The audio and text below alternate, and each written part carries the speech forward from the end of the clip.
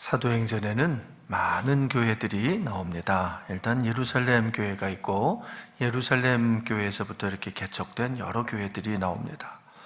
하지만 예루살렘 교회가 일부러 그렇게 개척을 했던 건 아니고 예루살렘에 박해가 이렇게 시작이 되니까 어쩔 수 없이 성도들이 이렇게 막 흩어졌지만 흩어져간 그곳에서 가는 곳마다 교회를 세운 것입니다. 여러분, 이렇게 볼 때 교회는 이 시련과 박해를 통해서도 성장하는구나 라는 것을 알 수가 있습니다.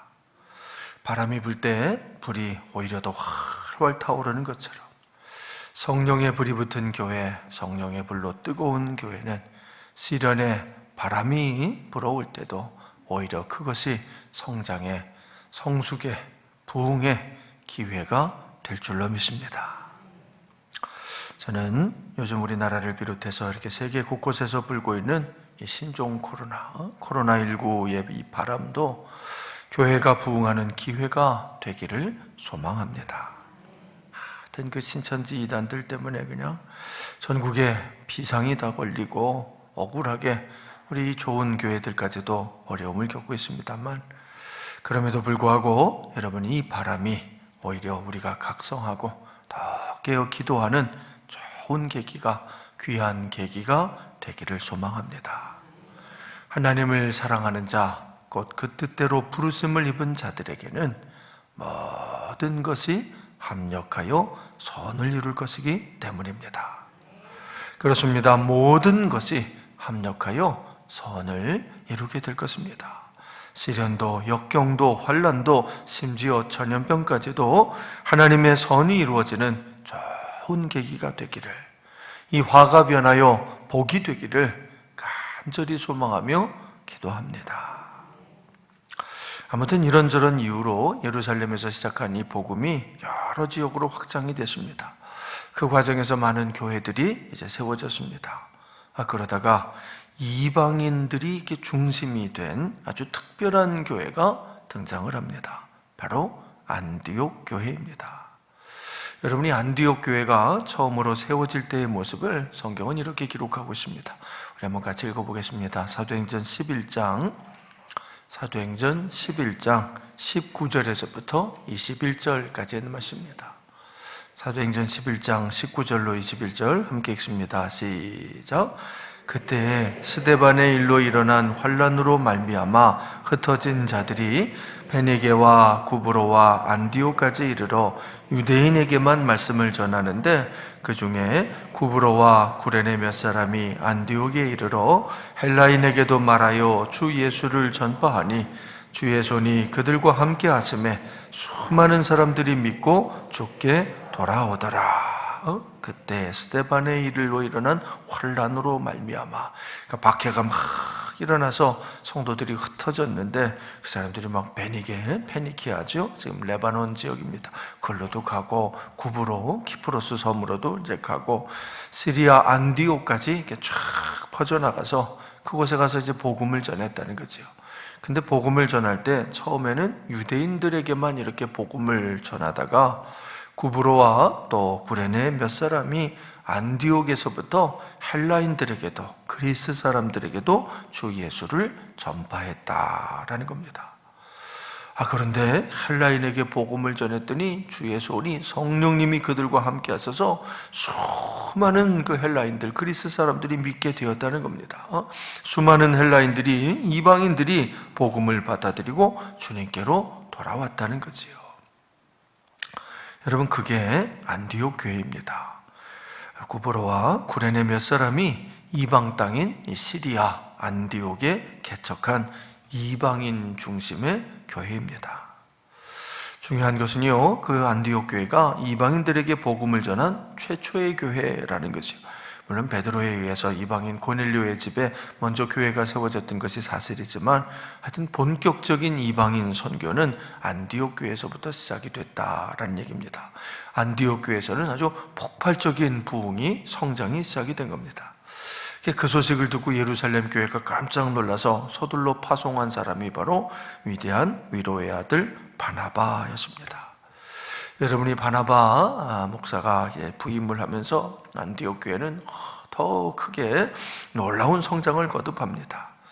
자, 그런데 바나바가 이렇게 선교를 하는데 대다수가 헬라인들이고 그리스 사람들이지 않습니까? 근데 정작 바나바가 좀 헬라어나 혹은 이 헬라 문화에 좀 서툴었던 모양입니다. 이분이 구브로 그 키프로스 섬 출신이기는 해도 이스라엘에 일찌감치 와가지고 그냥 거기서 살아서 유대인의 문화에 훨씬 더 익숙한 분이었기 때문이겠지요. 자, 그래서 헬라어를 좀 잘 알고 또 성경도 잘 아는 그런 사람이 있을까 싶어서 찾아보다가 바울이 이제 탁 생각이 난 겁니다. 여러분, 그 당시 이 바울은요 벌써 한 10여 년이 지나도록 고향인 이 다소에서 은둔 생활을 하고 있었습니다. 다메섹에서 예수님을 만나는 놀라운 회심을 경험했지만, 그래서 아라비아 사막으로 나가 시내산에서 한 3년 가까이 수년 동안 기도하면서 영성훈련을 잘 했지만, 그러나 다메섹에 돌아와서 선교를 막상 시작했다가 철저하게 실패하고 말았습니다. 그 다음에는 또 예루살렘에 가서 베드로 사도까지 만나봤지만, 그러나 거기서도 불과 15일 만에 도망치고 마는 실패를 경험했습니다. 자, 그렇게 해서 이 바울은요, 다메섹에서도 실패하고, 이게 참 놀라운 얘기예요. 천하의 바울이 실패하는 거예요, 선교에. 다메섹에서도 실패하고 예루살렘에서도 실패하고, 그리고는 낙심해서 고향으로 낙향한 거지요. 다소로. 이 다소는 길리기아의 수도로 로마 제국의 대도시였는데, 지금은 뭐 터키에 속한 그런 땅입니다. 그때 낙향한 이 바울은요, 고향인 다소에서 여러분 10년이 넘는 세월을, 최소한 13년, 넓게 잡아보면 한 15년에서 20년까지도 잡아볼 수가 있는데, 하여튼 그 장구한 세월을 침묵 속에서 지냅니다. 물론 그곳에서도 아마 전도하려고 많은 노력을 했겠지만 아무런 성과도 내지를 못하는 거예요. 성서학자들은 바울이 아마도 가족 구원은 이루지 못하셨을 거다, 이렇게들 생각합니다. 바울이 남긴 성경 말씀이 13권이나 되지만 아무리 연구를 해봐도 거기 가족에 대한 언급이 전혀 없기 때문입니다. 자, 그렇게 사도 바울이요, 실패자라는 그 짐을 지고 하여튼 10여 년이 넘는 긴 시간을 아무것도 못하고 지내고 있는 겁니다. 여러분, 그때는 오라는 곳도 없었고 갈 곳도 없었습니다. 할 수 있는 일이 하나도 없었습니다. 다메섹에서 예수님을 만난 그때부터 따져보면 거의 20년 세월을 지금 바울이 그렇게 지내고 있는 겁니다. 아라비아 사막에 나가서 3년간을 혼자 기도하다가 다소에 돌아와서는 최소한 13년을 그러고 있는 거니까 그게 최소한이에요. 더 길게 보면 한 20년 넘게도 그러고 있는 거지요. 여러분, 그런데 만약 바울이 예수님을 만나지 않았다면 어떤 인생을 살았을까요? 그랬다면 아마 지금쯤 승승장구하고 있었을 겁니다. 바울이 여러분 바리새인 중에 바리새인이고 게다가 가말리엘의 문화생이었습니다. 또한 대제사장에게 총애를 받는, 신임받는 사람이었으니 아마 큰 성공을 이루며 승승장구했을 것입니다. 이게 참 그런 거예요. 예수님을 만난다는 것은, 주의 종이 된다는 것은 여러분 이런 큰 어려움을 각오해야만 하는 겁니다. 예수님을 만나지 않았더라면 오히려 더 성공하고 더 잘 살 수 있었을 텐데, 예수님 때문에, 주의 종이라는 사실 때문에 더 힘들고 더 초라하고 더 무력해질 수 있는 겁니다. 여러분, 지금도 많은 목사님들이 이렇게 살고 계십니다. 차라리 목회자가 안 되었다면 세상에서 잘 살 수 있었을 텐데 목회자이기 때문에 참 초라하게 사는 거지요. 왜 그럴까요? 주의 종이 되었으면 더 잘 되고 더 성공해야 맞는 것이 아닐까요? 어째서 주의 종이 더 초라하고 더 무력하고 더 답답하게 살아야 하는 것일까요? 하늘의 밀이 땅에 떨어져 죽지 아니하면 하늘 그대로 있고 죽으면 많은 열매를 맺느니라. 자기가 죽어야 하기 때문입니다. 자기가 죽어야 예수님을 제대로 따를 수 있기 때문입니다. 여러분, 목회자가 자기 지식으로 성공하고 자기 경험으로 성공하고 자기 능력으로 성공을 하면 여러분, 그건 그 사람의 성공이지 주님의 성공이 아닙니다. 그러면 그거는요, 예수님께 영광이 돌아가는 것이 아니고 자신이 그 영광을 차지하게 되는 겁니다. 그래서 낮추시는 겁니다. 그 자기를 부인하라고, 하늘의 밀이 되어 땅에 떨어져 죽으라고. 사실은 성경에 나오는 분들은 대다수가 다 이런 과정을 겪은 분들입니다. 아브라함은 극심한 기근을 만나 아내를 2번이나 빼앗기는 수모를 겪으며 믿음의 조상이 되었습니다. 요셉은 믿었던 형제들에게 배신을 당해서 노예로 팔려갔고 억울한 누명을 쓰고 감옥에 갇히는 경험을 한 후에야 비로소 총리 대신이 되었습니다. 모세는 왕자의 신분에서 하루아침에 살인을 저지른 도망자가 되어서 장장 40년을 광야에서 양치기로 지냈습니다. 다윗은 목숨을 건지기 위해서 미친 사람의 흉내를 내면서 많은 날들을 비참한 도망자로 지내야 했습니다. 그랬습니다. 우리의 위대한 신앙의 선배들은 한결같이 이런 큰 고난을 경험한 분들입니다. 여러분, 이 밖에도 우리 선지자들이 당한 수모와 고난은 이루 말할 수가 없을 정도입니다. 사도 바울도 그런 겁니다. 장차 크게 쓰임받을 분이니까, 크게 쓰실 주의 종이니까 먼저 이렇게 낮추셨던 겁니다. 그래서 말씀하신 겁니다. 누구든지 나를 따라오려거든 자기를 부인하고 자기 십자가를 지고 나를 따를 것이니라. 사랑하는 성도 여러분, 오늘 여러분의 삶이 비참하게 느껴지십니까? 차라리 예수님을 몰랐더라면 그러면 이렇게 살지 않았을 텐데 예수님 때문에 더 비참하게 사는 것 같으십니까? 낮추시는 겁니다. 연단시키시는 겁니다. 훈련시키시는 겁니다. 여러분, 그때는 일부러라도 더 낮아지셔야 됩니다. 자기를 쳐서 복종시켜서 억지로라도 더 자신을 낮춰서 하여튼 더 이상 낮아질 수 없을 때까지 낮아지셔야 됩니다. 그게 지혜로운 겁니다. 그러다 보면 반드시 때가 옵니다. 모든 희망이 다 끊어졌을 때, 모든 기대와 소망이 사라졌을 때, 그런데 그때 호련히 주님의 때가 찾아옵니다.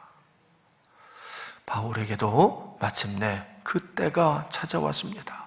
주님이 찾으시는 때, 주님이 부르시는 때, 바로 소명의 날이 찾아온 겁니다. 마침내 이 헬라인들이 중심인 안디옥 교회에서 헬라어를 좀 잘하고 헬라 문화도 잘 아는 그런 바울이 필요하게 된 겁니다. 그래서 이 바나바가 일부러 다소까지 바울을 찾으러 왔습니다. 그동안 10년이 넘는 그 긴 세월, 아니 한 20년 가까운 세월을 아무도 찾아주지 않았던 그 바울을, 아무도 불러주지 않았던 그 바울을 마침내 바나바가 20년 만에 찾으러 온 겁니다. 같이 목회하자고, 같이 안디옥 교회를 일으켜 세우자고 찾아온 거지요. 자, 그렇게 바나바와 바울이 안디옥 교회에서 함께 목회를 하기 시작했습니다. 여러분, 그 위대한 주의 종 2분이 함께 목회를 하니 그 교회가 얼마나 눈부신 시너지 효과를 발휘했겠습니까? 안디옥 교회가 정말 그때 크게 부흥을 합니다. 여러분, 성경은 그때부터 믿는 사람들이 그리스도인이라고, 크리스찬이라고 불리기 시작했다라고 합니다. 마침내 그리스도인이 탄생하는 겁니다. 바로 안디옥 교회에서, 그 이방의 교회에서 그리스도인이, 예수님의 사람이, 그리스도의 사람들이 나오게 된 거지요. 안디옥 교회는 5명의 위대한 교역자들이 있었습니다. 우리 1절 말씀을 같이 읽어봅니다. 사도행전 13장 1절 시작. 안디옥 교회에 선지자들과 교사들이 있으니 곧 바나바와 니게르라 하는 시므온과 구레네 사람 루기오와 분봉왕 헤롯의 젖동생 마나엔과 및 사울이라. 안디옥 교회에 선지자들과 교사들이 있었다. 선지자는 하나님의 말씀을 이렇게 선포하는 사람이고 교사는 성경을 가르치는 사람이지. 근데 뭐 오늘날에는 이 두 가지가 다 목회자들의 사명입니다. 그래서 안디옥 교회에 5명의 교역자가 있었다라는 겁니다. 우선은 뭐 위로의 아들 이 바나바가 있었지요. 예루살렘 교회로부터 파송을 받은 명실상부한 안디옥 교회 담임 목사님입니다. 그리고 두 번째 목회자가 니게르라 하는 시므온이라 그랬습니다. 여러분, 근데 이 니게르라는 말은 검다라는 뜻입니다. 그러니까 이 시므온은 검은 사람, 흑인이었던 거지요. 근데 여러분, 이 니게르라는 말에서 사실은 지금도 쓰는 말이죠. 흑인들을 이렇게 비하할 때 니그로 혹은 니거라는데 그 말이 여기서 나온 겁니다. 자, 그러니까 이 니게르 시므온은 흑인이고 필경은 아프리카 출신의 노예였든지 지금도 노예든지 아니면 노예 출신이든지 한 그런 분인 겁니다. 자, 그런 분이 안디옥 교회의 두 번째 목회자인 겁니다. 흑인이 노예이거나 혹은 노예였던 사람이 두 번째 목회자인 거지요. 세 번째 목회자는 구레네 사람 루기오입니다. 여러분, 이 구레네는 어디냐면 리비아에 있는 어떤 도시 이름입니다. 그러니까 리비아도 사실 아프리카에 있는 땅이고 리비아 사람들도 다 피부가 검은 사람들이거든요. 그러니까 이 루기오 역시도 아마 피부가 검은 흑인이었을 겁니다. 여러분, 이 루기오는 아무래도 보면 이게 안디옥 교회의 그 개척 멤버 중에 한 사람이 아니었을까 이렇게 생각을 합니다. 왜냐하면 안디옥 교회가 구브로와 구레네에서 온 몇 사람이 개척한 교회다 그랬거든요. 근데 이분이 이제 구레네 출신이니까 그런 거지요. 네 번째 목회자는 분봉왕 헤롯의 젖동생 마나엔입니다. 분봉왕 헤롯, 이 사람은 이제 헤롯 안디바 세례 요한을 살해한 그 사람인데, 요세푸스에 전하는 바에 따르면 이 마나엔 그러니까 이 마나엔, 오늘 성경에 나오는 이분의 아버지가 헤롯 대왕의 신하였다고 그래요. 아주 충직한 신하였는데 그때 이 헤롯 안디바 손자가 태어난 거죠. 근데 이 며느리 젖이 좀 모자라서 이 헤롯 대왕이 이 마나엔에게, 이 마나엔의 어머니에게 이 마나엔과 함께 헤롯이 이렇게 젖을 같이 물게 했다, 그렇게 되어 있습니다.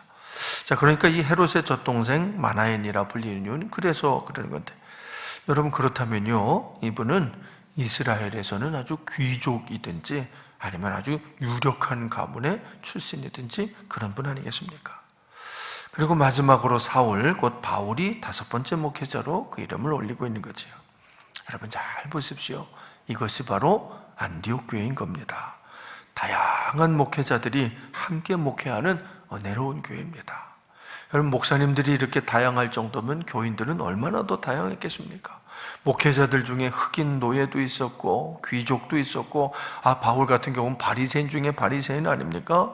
그런 분들이 함께 어울려 목회할 수 있는 교회, 모든 것이 합력하여 선을 이루는 교회, 그 교회가 바로 안디옥 교회인 거지요. 여러분, 이것이 진정한 교회입니다. 이것이 바로 성령님이 함께하는 은혜로운 교회입니다.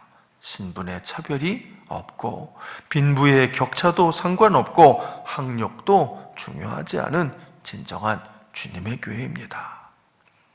저는 우리 교문교회도 이와 같은 교회가 되기를 간절히 소망합니다. 어떤 사람이든지 어느 누구든지 간에 주님을 믿고자 하는 사람이라면 누구에게나 열려있는 우리 주님의 교회라고 믿습니다. 안디옥 교회는 금식하며 또한 기도하는 교회였습니다. 우리 2절과 3절을 같이 읽어봅니다. 2절 3절 시작. 주를 섬겨 금식할 때에 성령이 이르시되 내가 불러 시키는 일을 위하여 바나바와 사울을 따로 세우라 하시니 이에 금식하며 기도하고 두 사람에게 안수하여 보내니라. 자, 주를 섬겨 금식할 때라는 말은요, 주님께 금식하며 예배드릴 때라는 뜻입니다. 여기 이제 섬긴다라는 말이 영어로 서브라고 그러는데 그게 예배라는 뜻이거든요. 자, 그러니까 안디옥 교회는 예배도 그냥 보통 예배가 아니라 막 금식하면서 기도하면서 예배드리는 그런 교회였던 거죠. 또한 이 안디옥 교회는요, 성령님으로 충만해서 기도하는 분들이 성령님의 음성을 아주 이렇게 또렷하게 듣는 교회였습니다. 자, 그런데 그 성령님께서 이렇게 말씀하시는 겁니다. 내가 불러 시키는 일을 위하여 바나바와 사울을 따로 세우라. 그러니까 바나바와 사울을 다른 곳으로 보내시겠다라고 말씀을 하시는 겁니다. 여러분, 지금 이 바나바와 사울은 안디옥 교회에서 가장 중심적인 역할을 하고 있는 가장 중추적인 그런 목회자들입니다. 그분들이 함께 있으므로 안디옥 교회가 이렇게 단기간에 놀라운 성장을 이루어낼 수가 있었던 거지요. 그런데 성령님은 그런 분들을 다른 곳으로 보내시겠다는 겁니다. 안디옥 교회 입장에서는 참 이게 난감한 말씀이 아닐 수 없지요. 그러나 안디옥 교회는 순종했습니다. 안디옥 교회는 바나바와 바울의 교회가 아니라 주님의 교회였기 때문이지요. 목회자는 주의 종입니다. 주님의 종입니다. 종은 오라면 오고 가라면 가고 하라면 하는 사람입니다. 내 마음대로 하는 사람이 아니고 주님이 주인이시니 주님의 뜻에 순종하는 사람입니다. 아무리 있고 싶어도 주님이 가라면 가야 하고 아무리 떠나고 싶어도 주님이 있으라면 있어야 하는 사람이지요. 사랑하는 성도 여러분, 여러분들도 주님의 종이십니다. 내 맘대로 사는 사람이 아니라 주님의 뜻대로 사는 사람이 되셔야 하는 겁니다. 꼭 그래야 됩니다. 그렇게 되셔야 됩니다. 우리는 모두가 다 주님의 종이, 교회가 전부가 다 주님의 종이 되어야 합니다. 그렇지 않으면 그렇게 될 때까지 훈련을 받아야 합니다. 그것이 바로 우리를 낮추시는 이유입니다. 우리가 자기를 부인하고 자기 십자가를 질 수 있게 하시는 겁니다. 바나바와 바울은 그 훈련을 받은 분들입니다. 자기를 부인하는 훈련을, 주님께 무조건 순종하는 훈련을, 그래서 그동안 그토록 낮추셨던 거지요. 그리고 이제는 그 훈련이 끝나고 마침내 주님이 들어서시는 위대한 사역이 시작이 된 겁니다. 마침내 바나바와 바울에게 이 역사적인 제1차 전도 여행이 드디어 시작이 되는 겁니다. 자, 우리 4절과 5절 두 말씀을 같이 읽습니다. 4절, 5절 시작. 두 사람이 성령의 보내심을 받아 실루기아에 내려가 거기서 배 타고 구브로에 가서 살라미에 이르러 하나님의 말씀을 유대인의 여러 회당에서 전할세 요한을 수행원으로 두었더라. 그 역사적인 제1차 전도 여행의 첫 번째 목적지는 구브로, 키프로스 섬이었습니다. 여러분이 구브로는 바나바의 출생지입니다. 또한 이 여행에는 요한 마가가 마가복음의 저자인 그분도 함께 동행했습니다. 바나바와 바울이 또 마가가 함께 회당에서 복음을 전하다가 구브로 섬의 총책임자인 총독을 만났습니다. 그 사람 이름이 서기오 바울인데 그분을 만난 거죠. 이 사람만 잘 이렇게 전도를 하면 이 구브로에서의 사역은 승리가 보장될 수 있는 아주 중요한 분이었습니다. 그런데 그분 곁에 거짓 선지자가 있는 거예요.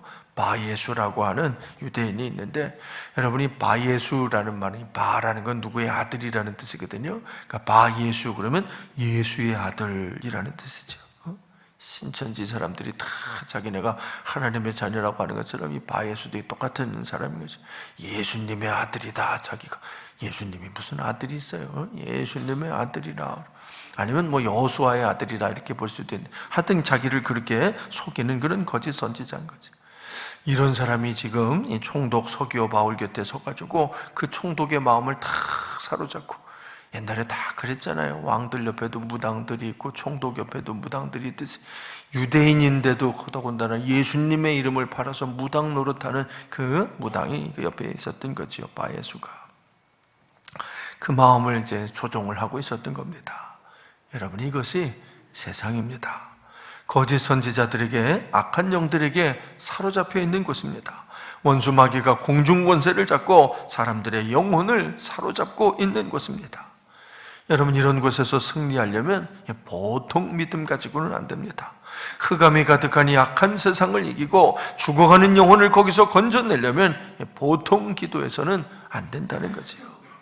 그래서 그렇게 훈련시키시는 겁니다. 그래서 그렇게 기도하게 하시는 겁니다. 여러분, 자기 영혼 하나만 구원받으려면 꼭 그렇게까지 기도하지 않아도 됩니다. 사실 여러분, 이 자리에 있는 여러분들의 영혼은 아마 대다수 구원받으셨을 줄로 믿습니다. 그런 여러분들이 에이, 나만 구원받으면 돼, 나 혼자 천국 갈 거야, 그러면 굳이 금식하며 기도하고 그러지 않았어도 됩니다.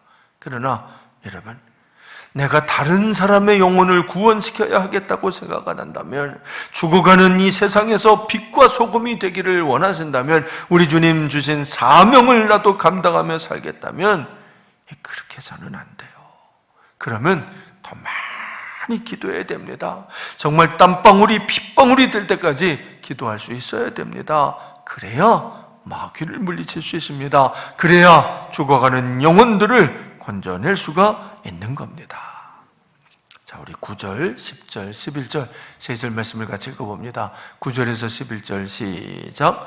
바울이라고 하는 사울이 성령이 충만하여 그를 주목하고 이르되, 모든 거짓과 악행이 가득한 자요, 마귀의 자식이요, 모든 의의 원수요, 주의 바른 길을 굽게 하기를 그치지 아니하겠느냐. 보라, 이제 주의 손이 내 위에 있으니 네가 맹인이 되어 얼마 동안 해를 보지 못하리라 하니, 즉시 안개와 어둠이 그를 덮어 인도할 사람을 두루 구하는지라. 사도 바울이 그 엘루마 바예수 그 거짓 선지자 무당을 향해서 이 원수야, 사단의 자식아, 저주를 했더니 그에게 그냥 흑암이 내리덮쳐서 남의 살 길 알아준다는 그 사람이 자기 눈이 어두워져서 자기의 길을 찾게 되었더라, 그런 얘기입니다. 참 놀라운 모습이죠. 이게 이제 시작이에요. 사도 바울이 앞으로 이런 일들을 수없이 펼쳐나가게 될 것입니다. 여러분, 이렇게 하라고 그동안 바울을 그렇게 훈련시키셨던 거지요. 그래야만 이 사명을 감당할 수가 있었기 때문인 겁니다. 안디옥 교회는 사도행전 최고의 교회입니다. 여러분, 성서학자들은요, 예루살렘 교회보다도 이 안디옥 교회가 더 위대한 일을 해낸 교회라고 생각을 합니다. 어째서 그렇게 생각하는 것일까요? 기도하는 교회, 금식하며 기도하는 교회, 그리고 성령님의 말씀에 무조건 순종하는 교회, 그 교회가 바로 안디옥 교회이기 때문입니다.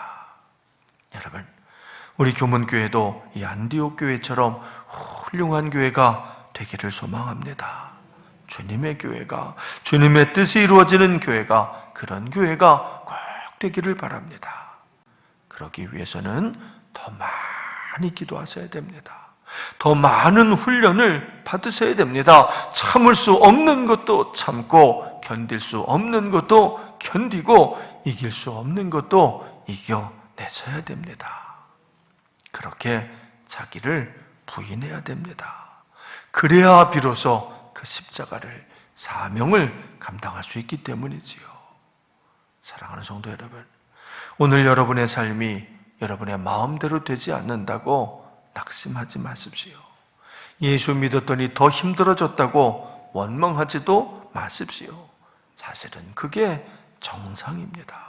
그게 바로 주님의 길을 가는 사람, 좁은 문 좁은 길을 가는 사람, 주님의 사람, 주님의 교회가 되어가는 정상적인 과정입니다. 그러니 끝까지 견뎌내십시오. 끝까지 참아내십시오. 그래서 주님이 찾으시는 그 한 사람이, 그 한 교회가 바로 우리 교문교회, 바로 여러분들이 되시기를 주님의 이름으로 축원드립니다. 우리 함께 기도하겠습니다.